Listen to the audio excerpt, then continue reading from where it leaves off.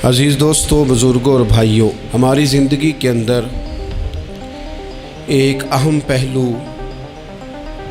جس سے ہم بڑی تکلیف کا شکار ہو جاتے ہیں اور بعض اوقات اذیت ناک حد تک وہ بات چلی جاتی ہے، وہ ہوتا ہے لوگوں کا باتیں کرنا۔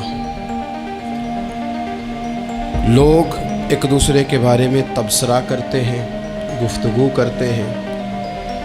اگرچہ اسلام نے اسے بڑا ناپسند کیا اور غیبت کو زنا سے زیادہ بدتر قرار دیا،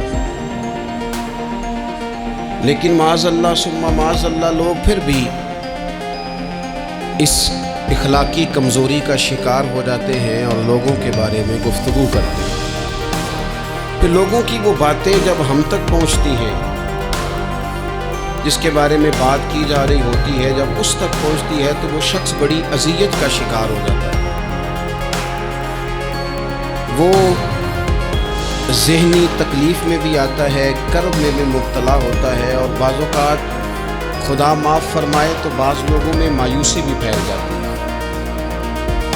آپ قرآن مجید فرقان حمید کو دیکھیں تو اللہ تعالیٰ نے قرآن مجید میں فرمایا کہ وَإِذَا قِيلَ لَهُمْ آمِنُوا كَمَا آمَنَ النَّاسُ، جب منافقین سے کہا جائے کہ اس طرح ایمان لاؤ جس طرح کے باقی لوگ ایمان لائے ہیں، یعنی صحابہ کرام، قالوا تو وہ کہتے ہیں آنؤمن کما آمن السفہاء، ہم اس طرح ایمان لے آئیں جس طرح معاذ اللہ یہ بیوقوف ایمان لائے، ان کی طرح ایمان لے آئیں۔ الا انہم هم السفہاء، اللہ فرماتے ہیں خبردار ہو جاؤ یہی بیوقوف ہیں، ولکن لا یعلمون، لیکن یہ جانتے نہیں، انہیں اس بات کی خبر ان لوگوں کو جو کائنات کے بہترین لوگ ہیں زمین پر، انبیاء کے بعد سے آبا، ان کو لوگوں نے بیوقوف کہہ دیا، باتیں کر دی۔ آپ قرآن مجید دیکھیے سورہ قلم کے اندر اللہ تبارک و تعالی نے اس بات کا بھی جواب ارشاد فرمایا ہے، جب لوگوں نے کہا تھا کہ معاذ اللہ حضور تو مجنون ہے، اللہ نے فرمایا محبوب آپ رب کے فضل سے مجنون نہیں ہیں، بلکہ اللہ نے آپ کو خلق عظیم کا مالک بنایا ہے۔ وَإِنَّكَ لَعَلَىٰ خُلُقٍ عَظِيمٍ، لوگ بات کرتے ہیں، کر جاتے ہیں اور شوق رکھتے ہیں تبصرہ کرنے کا۔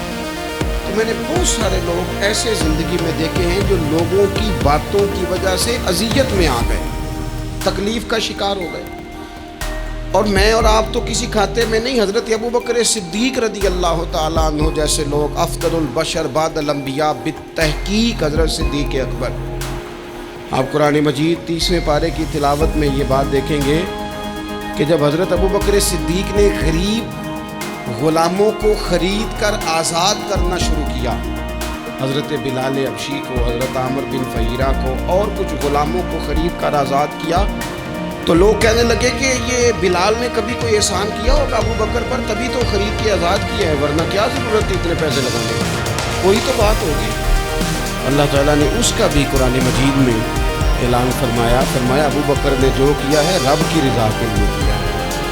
تو گفتگو کرنا، بات کرنا، لوگوں کا اتنا یہ خطرناک مزاج ہے، ایک جملہ کہہ کے لوگ سائڈ پہ ہو جاتے ہیں، بندہ بیچارہ ساری رات تڑپتا رہتا ہے، ایک فکرے کا تبصرہ کر کے لوگ کونے میں چھپ جاتے ہیں، اور کسی آدمی کے لیے وہ اسے سولی پہ لٹکا جاتے ہیں، اپنی زبان کے تیروں سے لوگ پریشان کرتے ہیں۔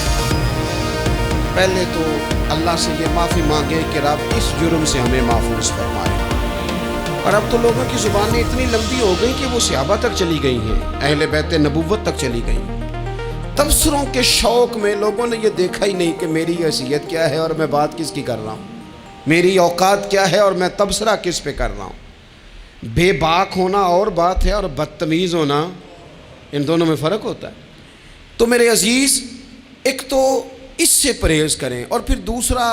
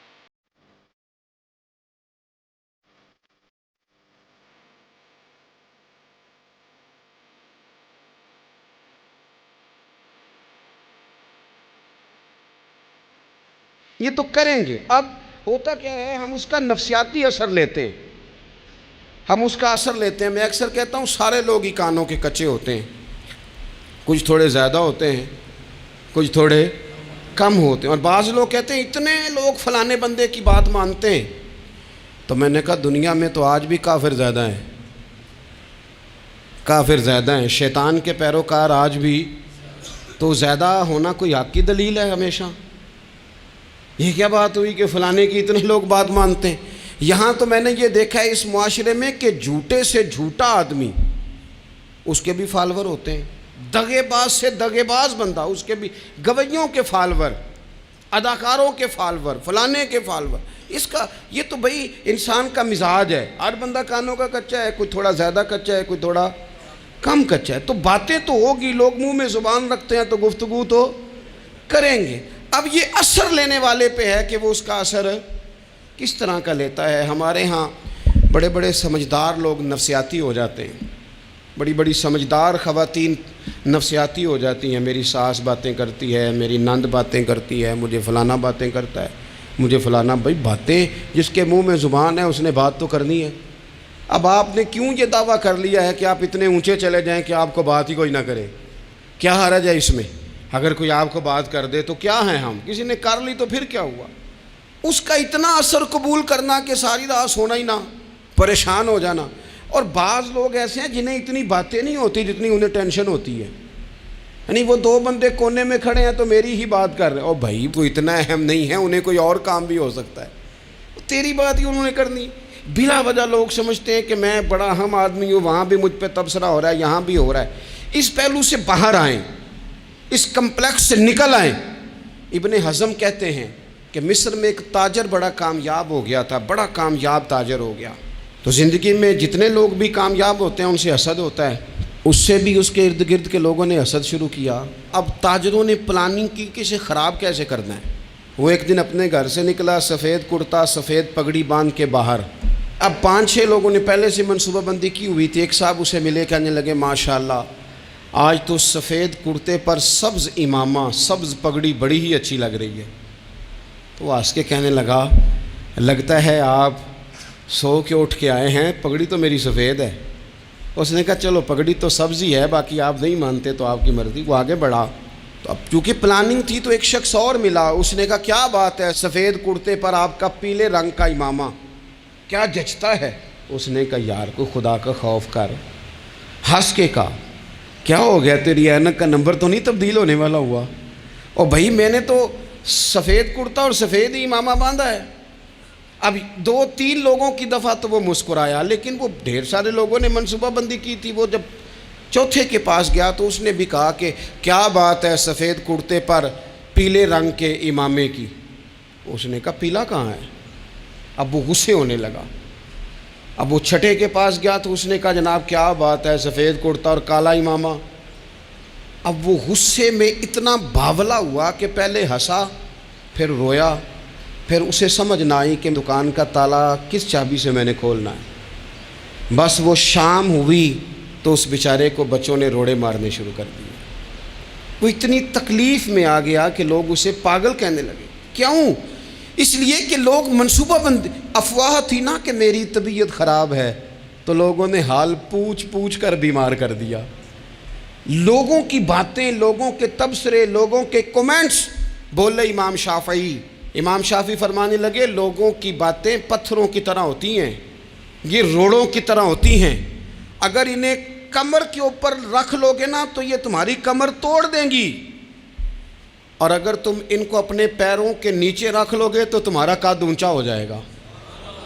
بس دنیا میں وہ لوگ پریشان ہوتے ہیں جو لوگوں کی باتوں کو کندھوں پر سوار کر لیتے ہیں. جو پیروں کے نیچے رکھے، جو پاؤں کے نیچے رکھے، ان کا قد. وہ پرانے زمانے میں نا عارف رومی رحمۃ اللہ علیہ فرماتے ہیں کہ ایک بیل گائے گر گئی تھی کنویں کے اندر.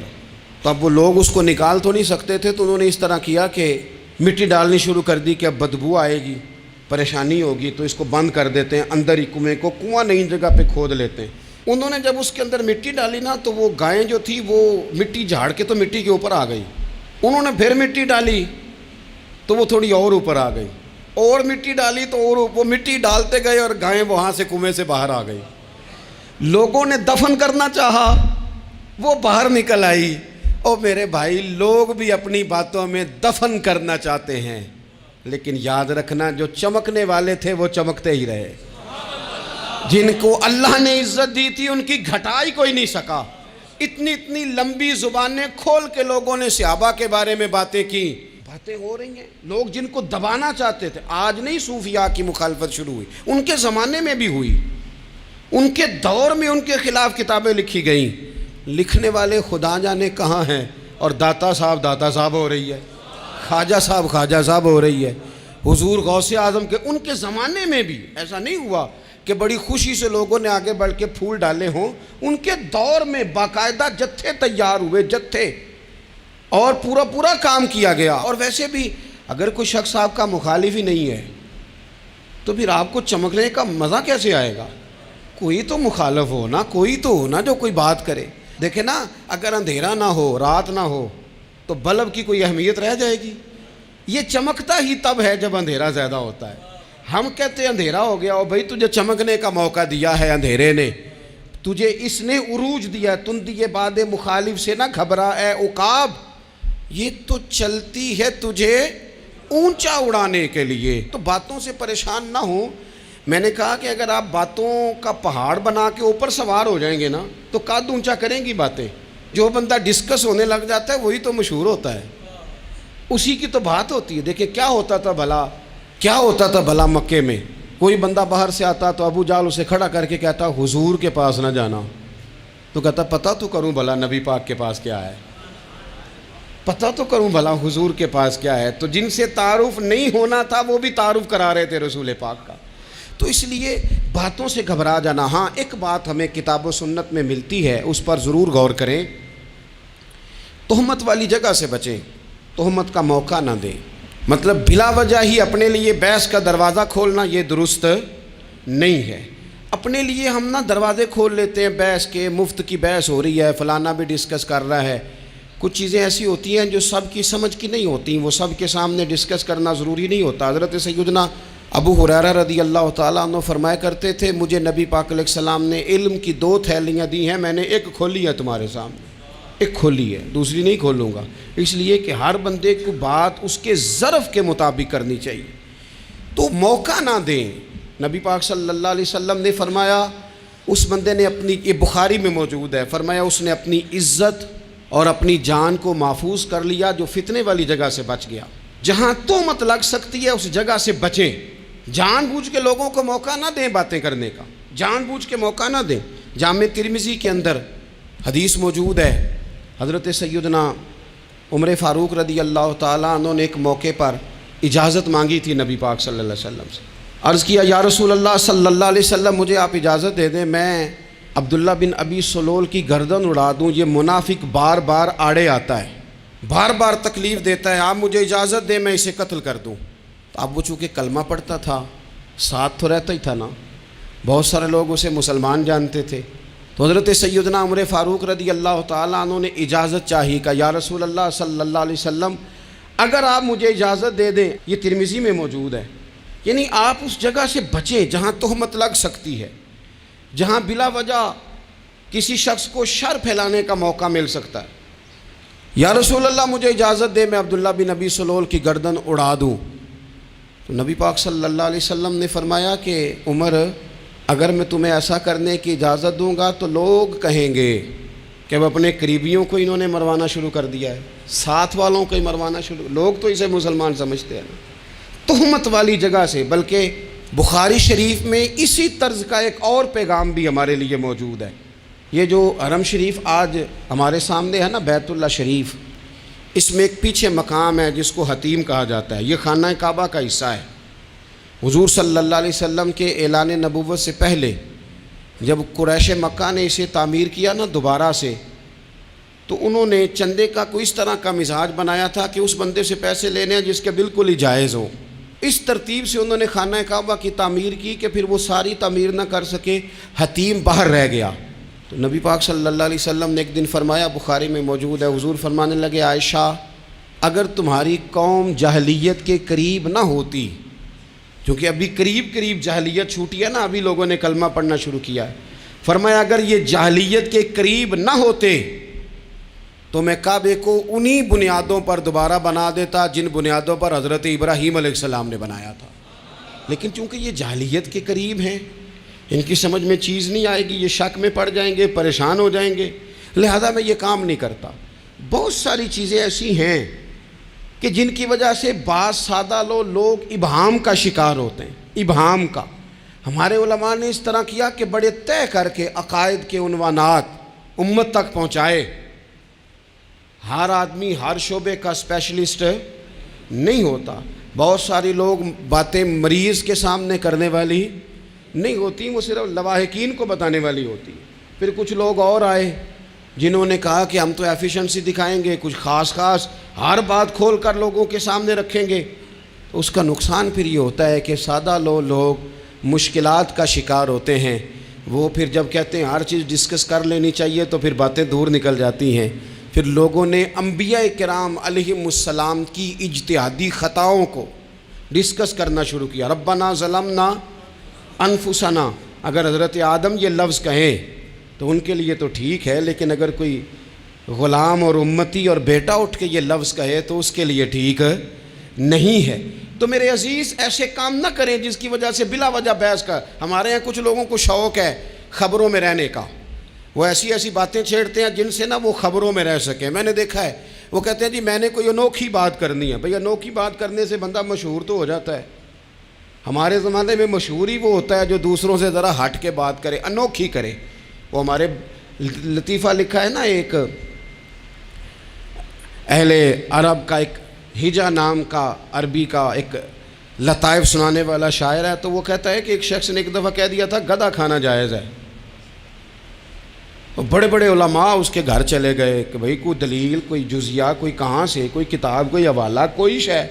اس نے کہا روز آؤ گے ایک بندے کو بتاؤں گا، کٹھا اسٹیج لگاؤ، ایک کی دفعہ حوالے دیتا ہوں، روز نہیں دیے جاتے۔ وہ اسٹیج لگ گیا، دنیا جمع ہو گئی، جنہوں نے کبھی ٹائم نہیں نکالنا۔ تو یہ ذرا انوکھی بات جو کر رہا تھا وہ سارے لوگ آ گئے، تو وہ اسٹیج پہ چڑھا تو کہنے لگا مجھے جانتا کوئی نہیں تھا، چلو اب بدنام جو ہوں گے تو کیا نام نہ ہوگا، اب قیامت تک کہو گے تو صحیح نا۔ وہ اس مولوی دے گھر جنہیں ایک بار آکھیا نہیں سی گدھا کھانا جائز ہے، چلو بدنام جو ہوں گے تو کیا۔ تو بہت سارے ایسے لوگ ہیں جو ہیں بدنام، پر چلو نام تو ہو گیا نا، بدنامی صحیح، شرارت صحیح، شیطانیت صحیح، لیکن نام تو ہو گیا۔ تو اس لیے کوئی ایسا انوکھا کام جس سے لوگوں کی، میں آپ سے بڑی گزارش سے عرض کروں، اعلیٰ حضرت بریلوی رحمۃ اللہ علیہ نا لالٹین کے اندر مٹی کا تیل جلایا جاتا ہے ہمارے ہاں، تو مٹی کا تیل ظاہر ہے اس سے بدبو آتی ہے، تو مسجد میں وہ جلانا جائز نہیں تھا۔ تو ایک صاحب ارنڈی کا تیل لائے، وہ خوشبو والا ہوتا ہے، وہ لا کے انہوں نے نا اعلیٰ حضرت بریلوی رحمۃ اللہ علیہ کو لالٹین میں ڈال کے دیا اور کہا کہ یہ مسجد میں اس کو جلاتے ہیں چونکہ اس کے اندر سے خوشبو آتی ہے، بدبو نہیں آتی۔ تو وہ جو شرعی عذر ہے نا، حضور نے فرمایا کہ جمعے والے دن غسل کر کے آؤ تاکہ کسی کے پسینے سے ایک دوسرے کو تکلیف نہ ہو۔ کچا لہسن پیاز کھا کے مسجد آنا اس لیے منع کر دیا گیا کہ منہ کی بدبو سے تکلیف ہو، تو مسجد میں کوئی ایسی چیز جو بدبو کا باعث بنے منع ہے۔ اب انہوں نے وہ تیل لا کے لالٹین میں ڈالا جس سے خوشبو آتی تھی اور لالٹین بھی روشن ہوتی تھی۔ تو اعلیٰ حضرت فاضل بریلوی رحمۃ اللہ علیہ اپنے اس خادم سے فرمانے لگے کہ اب لوگ تو آئیں گے نا، تو ہمارے علاقے میں تو ساری دنیا مٹی کے تیل سے ہی چلاتی ہے، تو اب آپ نے ایک خوشبو والا تیل لا کے ڈال تو دیا ہے اس کے اندر لالٹین میں، پر یہ لوگوں کو بتائے گا کون کہ یہ تیل وہ نہیں ہے؟ لوگ تو یہاں سے دیکھ کے جائیں گے اور جا کے کہیں گے کہ اتنے بڑے عالم کی مسجد میں اگر جل رہا ہے تو ہم کیوں نہ جلائیں۔ تو فرمانے لگے وہ شخص کہ حضور پھر حال کیا ہے؟ فرمانے لگے آپ فرضوں کا سلام پھیر کے دعا سے پہلے لالٹین کے پاس کھڑے ہو جائیں اور جو بندہ گزرے اسے بتاتے جائیں کہ یہ مٹی کا تیل نہیں، یہ مٹی کا تیل نہیں، یہ مٹی کا تیل۔ ہر شخص کے ذہن تک بات اتر جائے تاکہ لوگ کسی ایسی چیز کا شکار نہ ہو جائیں جس سے کہ ان کے مزاج میں کوئی غیر شرعی چیز عروج پکڑ لے۔ تو میرے عزیز ہم نہ کچھ بدگمانیاں لوگوں کے اندر لوگ ڈالتے ہیں۔ ہمارے ہاں بالخصوص پاکستان میں جب سے سیاسی فرقہ واریت شروع ہوئی ہے، سیاسی ہماری قوم کا مزاج اتنی بری طرح خراب کیا گیا ہے. ہمارے نوجوان بچے جو بڑے سنجیدہ پڑھے لکھے، ان کی گفتگو اپنے سیاسی مخالف کے بارے میں اتنی لوز کر دی گئی ہے، اتنی کمزور کر دی گئی، اتنی خوفناک کر دی گئی ہے کہ اس طرح تو کبھی نہیں ہوا تھا. یہ مزاج جو لوگوں کو دیا جا رہا ہے، قومیں اپنے اخلاق کے طور پر زندہ رہتی ہیں. بد اخلاقیاں کبھی بھی انسانوں کو اونچا کر سکتی، پیچھے رہ جاتے ہیں لوگ. تہذیب کسی سوسائٹی کا حسن ہوتا ہے، اور اگر ایک سیاسی مخالف کے لیے آپ کا یہ والا مزاج بن جائے، اپنے سیاسی قد کو اونچا کرنے کے لیے آپ ان چیزوں کا سہارا لیں، یہ درست نہیں ہے. اخلاقی رویے میں کہوں گا کسی بھی سیاسی جماعت سے وابستگی ہے وہ 100% رکھے جو اس کی سمجھ میں آتی ہے، لیکن اپنے اخلاقی مزاج کو کبھی کمزور نہ ہونے دے، اخلاقی رویہ کبھی کمزور نہ ہونے دے. یہ کیسے ہو سکتا ہے؟ دیکھیں، ابو جہل، ابو لہب، عتبہ، عتیبہ، شیبہ، وہ وہی باتیں کر سکتے تھے جو ان کے مزاج کی تھیں، جو آج تک لوگ کسی بھی دیندار کے بارے میں کرتے ہیں. تو انہوں نے وہی باتیں آ کے کی تھی جناب ابو طالب کے ساتھ. انہوں نے کہا تھا کہ اگر معاذ اللہ ان کو دولت چاہیے تو ہم دیتے ہیں. بڑے سے بڑے مخلص آدمی پر آج لوگ دعویٰ نہیں کرتے کہ دولت کے لیے لگا ہوا ہے. انہوں نے کہا دولت چاہیے تو دیتے ہیں، اگر کسی خاتون سے نکاح کرنا چاہتے ہیں تو کرا دیتے ہیں، سرداری چاہیے تو دے دیتے ہیں. اب یہ سوچ ہی اتنی ہے، اس سے آگے جاتی نہیں. وہ معاذ اللہ حضور کے بارے میں اور بھی باتیں کرتے، یہ شاعر ہیں، یہ جادوگر ہیں، یہ فلاں ہیں. لیکن میرے نبی پاک علیہ الصلوۃ والسلام نے کبھی بھی ان کی ذاتی زندگی کو ڈسکس نہیں کیا، کبھی نہیں کیا. ابو جہل شراب پیتا تھا، لیکن حضور نے کبھی سوسائٹی میں یہ بات لوگوں کے سامنے بیان نہیں کی. وہ لوگوں کے پیسے دبا لیتا تھا، کئی جگہوں پہ حضور نے پیسے نکلوا کے دیے، لیکن جگہ جگہ گلی گلی کھڑے ہو کے حضور نے یہ نہیں فرمایا کہ یہ اس طرح کا ہے. آپ اپنے مخالفین کے بارے میں ضرور کلیم کریں، ثبوت کے ساتھ ضرور بات کریں، یہ ضروری ہے، لیکن آپ کا رویہ اتنا گھرا ہوا نہیں ہونا چاہیے کہ لوگ سمجھیں کہ یہ قوم تو اخلاق سے ہٹ گئی ہے. آپ اختلاف کریں، لیکن اختلاف کے بھی آداب ہوتے ہیں. اس ادب کے دائرے کے اندر رہ کے صحابہ کے بیچ بھی رائے کا اختلاف ہو جاتا تھا، ہو جاتا ہے، ہو جایا کرتا ہے. حضور اس اختلاف کو قبول کرتے، بھئی ہو جاتا ہے رائے کا اختلاف اپنوں میں، لیکن اس کے اندر انسان توہین پہ اتر آئے، اس کا لہجہ اس طرح کا ہو جائے جس طرح کی بازاری گفتگو کی جاتی ہے، تو محسوس ہوتا ہے کہ یہ تربیت کا فقدان ہے. یہ لہجے باوقار لوگوں کے نہیں ہوا کرتے. لہجے کو کبھی برا نہ ہونے دیں، انداز کو. لوگ آپ کو چھیڑیں گے، اپنی جگہ پہ کھینچ کے لانے کی کوشش کریں گے، بڑا کچھ لوگ کریں گے، لیکن آپ اپنی جگہ سے آپ تبدیل نہیں ہوں گے. آپ کہیں گے یار میرا ایک معیار ہے، میری ایک حیثیت ہے، میں اپنی حیثیت چھوڑ سکتا؟ میں اپنی حیثیت نہیں چھوڑ سکتا. ہر بندے کو آپ ڈسکس کریں گے. تو تہمت والی جگہ سے ضرور بچیں، بدگمانی سے ضرور بچیں، لیکن ہر شخص کو اس کے معیار کے مطابق اتر کا جواب دینا یہ باوقار لوگوں کا سٹیٹس نہیں ہوتا. وہ کہتے ہیں جا بات کر، جا کے تو کون ہوتا ہے تیری بات کرے، اب ہم ہر شخص کے منہ لگیں، یہ کیسے ہو سکتا ہے؟ نبی پاک صلی اللہ علیہ وسلم گزر رہے تھے، صحیح بخاری میں موجود ہے. آپ کی اہلیہ حضرت صفیہ رضی اللہ تعالیٰ عنہ آپ کے ساتھ تھیں. رات کا وقت تھا، حضور گزر رہے تھے، تو صحابہ کچھ کھڑے تھے، تو حضور نے ایک کو بلا کے کہا کہ یہ میری بیوی ہیں، صفیہ ہیں.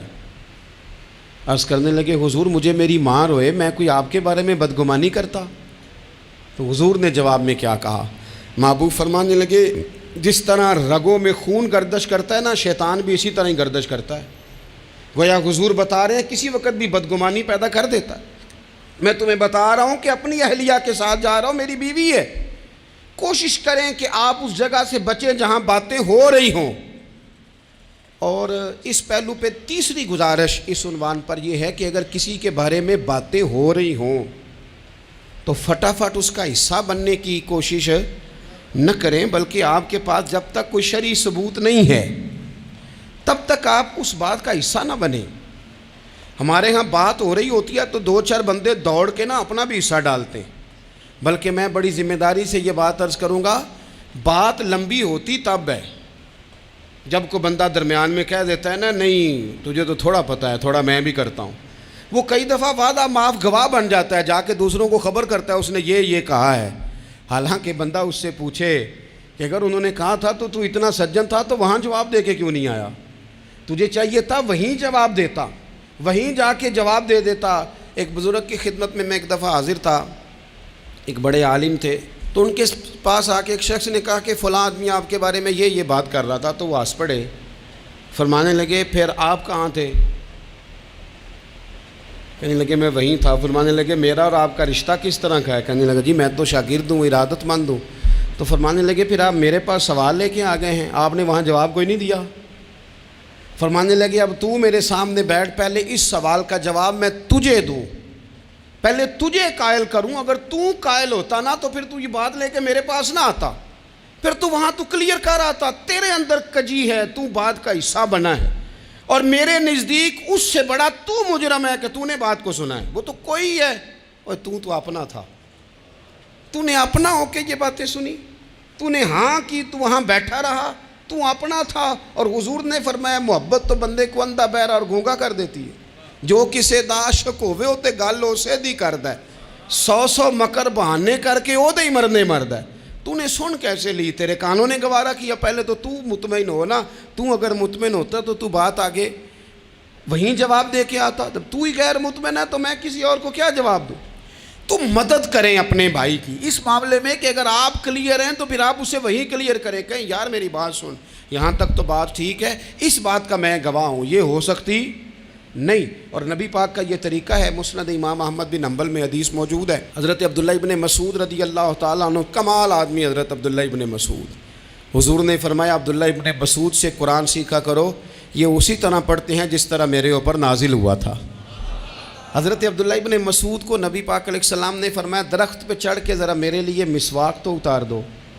حضرت عبداللہ ابن مسعود کی پنڈلیاں پتلی پتلی تھی، ٹانگیں پتلی تھیں، وہ درخت پہ چڑھے، ہوا چلی تو کپڑا تھوڑا ہٹ گیا، تو بعض لوگ ان کی پتلی پنڈلیوں کا مذاق اڑانے لگے، معاذ اللہ، دیکھو کیسی باریک باریک پنڈلیاں ہیں، کیا انداز ہے۔ اب حضور بیٹھے ہیں نا، تو انہوں نے جو بات کی تھی وہ بات بھی درست تھی، پنڈلیاں واقعی پتلی تھیں، اور کوئی بھی اس انداز میں دیکھتا تو شاید مسکراتا۔ جب انہوں نے کہا نا دیکھو پتلی پنڈلیاں، تو حضور نے ہمارے لیے طریقہ کیا چھوڑا، ہمارے لیے سیرت کیا چھوڑی۔ حضور سید عالم فوراً ارشاد فرمانے لگے، نبی پاک فرمانے لگے چپ کرو، تم میرے عبداللہ کی پنڈلیوں کو پتلا پتلا کہہ رہے ہو نا، قیامت کے دن جب میزان لگے گا اور ان پنڈلیوں کا تمہیں وزن پتہ چلے گا، پھر پتہ چلے گا میرے عبداللہ کی شان کیا ہے۔ یہ بڑی وزنی پنڈلیاں ہوں گی، جب ان کا میزان پر وزن تلے تو آپ دفاع کریں۔ نبی پاک صلی اللہ علیہ وسلم نے فرمایا اگر کسی جگہ تیرے بھائی کی عزت پر حملہ ہو رہا تھا اور تو بچانے پر قادر تھا، اور تو نے اس کی عزت سے اس شر کو روک دیا، کہا نہیں یار ایسی بات نہیں ہے، تم غلط کہہ رہے ہو، فرمایا اگر تم کسی کی عزت کا دفاع کرو گے تو فرمایا جہاں تمہاری عزت خراب کی جا رہی ہوگی، رب وہاں تمہاری عزت کا دفاع فرمائے گا، اللہ تمہاری عزت کا محافظ بن جائے گا۔ لیکن ہم کیا کرتے ہیں، ہم لوگ باتیں کر رہے ہوتے ہیں تو ہم ان باتوں میں ایک بات اور شامل کرتے ہیں، ہم ان باتوں میں ایک بات اور شامل کر لیتے ہیں، اور انداز اختیار کر لیتے ہیں، اور جو آپ کے حق میں ہے اس نے مخالف نہیں ہونا، اور جو مخالف ہے اس نے کبھی حق میں چھوڑیں۔ آپ کس کو قائل کر رہے ہیں؟ جس کی سمجھ میں آتی ہے وہ قبول کرے، نہیں آتی تو دروازہ کھلا ہے، کہیں اور تشریف لے جائے۔ ہمارا یہ مزاج بن گیا کہ بلا وجہ کی وضاحتیں بھی بندے کو کمزور کرتی ہیں، بلا وجہ ہم کمزور پڑ جاتے ہیں، تھوڑے بے نیاز ہو جائیں، چھوڑیں، کچھ بے نیاز بنے، طبیعت کوئی بے نیاز۔ ہم نہ بے نیاز نہیں ہوتے، ہر بات کو سوچتے ہیں، ہر بات کی وہ جی وہ فلانے نے پتہ کیا کہا ہے، تو بڑی معذرت سے بالخصوص خواتین کا مسئلہ ہوتا ہے، وہ کہتے ہیں پوری دسو، نہیں دسو نے آکھیا کی، بھئی آپ نے کیا کرنا ہے، اس کے لیے پھانسی کا حکم لگانا ہے آپ نے، چھوڑ دیں، بات ہو گئی، ختم ہو گئی۔ اپنی زندگی میں تھوڑی سی بے نیازی بھی پیدا کریں، تھوڑی سی بے نیازی، ہر ایک کی بات سننا، ہر ایک کی بات پر غور کرنا، ہر بندے پر تبصرہ شروع کر دینا، وہ تو تکلیف آ جائے گی۔ وہیں سے جہاں سے بات شروع کی تھی پھر وہیں لاتا ہوں کہ باتوں کا اثر لیں لیکن صرف خیر کی باتوں کا اثر لیں، لیکن صرف اچھے لوگوں کی باتوں کا۔ ہر ایک کی بات کا اثر لوگے، لوگ دو قدم نہیں چلنے دیں گے۔ اور دوسرا میں آپ کو بڑی ذمہ داری سے عرض کرتا ہوں، ہم ویژن والے لوگ ہیں، ہماری 1400 سال کی تاریخ ہے، ہم ویژن والے لوگ ہیں۔ یہ نہیں ہے کہ ادھر ایک بندہ آیا تو تھوڑی سی ہم اس کے پیچھے چلے جائیں گے، پھر کل ایک اور آئے گا تو تھوڑا سا اس کے پیچھے چلے جائیں گے۔ یہ تو وہ لوگ ہوتے ہیں جن کے پیچھے بنیاد نہیں ہوتی۔ اور جن کی پوری بنیادیں ہونا. وقت زیادہ ہو گیا ورنہ میں آپ کو اپنی سند پڑھ کے بتاتا کہ ہماری سند امام بخاری تک کیسے جاتی ہے اور امام بخاری کی رسول پاک تک کیسے جاتی ہے. یہ تو ایک تسلسل ہے. تو اس لیے بڑی جلدی آزمائش کا شکار نہ ہوا کریں. باتیں کس لیے؟ جو بندہ ویلا ہے اس نے بھی 4 باتیں تو ہر بات کا اثر نہ لیں. بالخصوص جوانوں سے کہتا ہوں ٹارگٹ اچیو کرنے کے لیے سب سے پہلے تو مقاصد کا تعین کرے جانا کے دور پھر اس پہ لگ پڑے. باتیں ہوتی رہیں گی لیکن باتوں کو پشت پہ سوار نہیں کرنا. باتوں کو پاؤں کے نیچے رکھنا ہے. قد اونچا ہو جائے گا. قد اونچا ہو جائے گا. پشت پہ سوار کرو گے تو گردن ٹیڑھی کر دیں گے. آپ بس بڑھتے جائیں. گھوڑا جب دوڑتا ہے نا دوڑتا ہے تو اس کے پیروں کو جھاڑیاں لگتی ہیں لیکن اگر دوڑتا رہے تو کوئی جھاڑی کہیں رہ جاتی ہے کوئی کہیں رہ جاتی ہے. باقی مخلوق کرتی ہے باتیں وہ کرتی رہے گی. آپ آگے بڑھیں سفر کرتے رہیں. سفر بہت سارے باتیں کرنے والے وہیں رہ جاتے ہیں اور کام کرنے والے کہیں کے کہیں پہنچ جاتے ہیں. باتیں کرنے والوں میں سے نہ ہوں کام کرنے والوں میں سے ہوں. اللہ توفیق عطا فرمائے. آخر دعوانا ان الحمدللہ رب العالمین.